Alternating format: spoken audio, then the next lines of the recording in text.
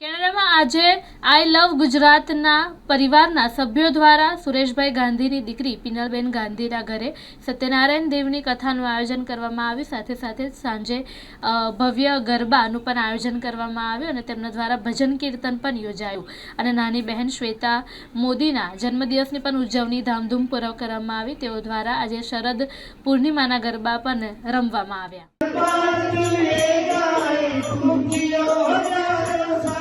ये मेरी है आरज़ू happy birthday happy birthday happy birthday to happy birthday to Shweta. Hare Krishna Krishna Krishna Hare Hare Hare Ram Ram Ram Hare Hare Hare Krishna Krishna Krishna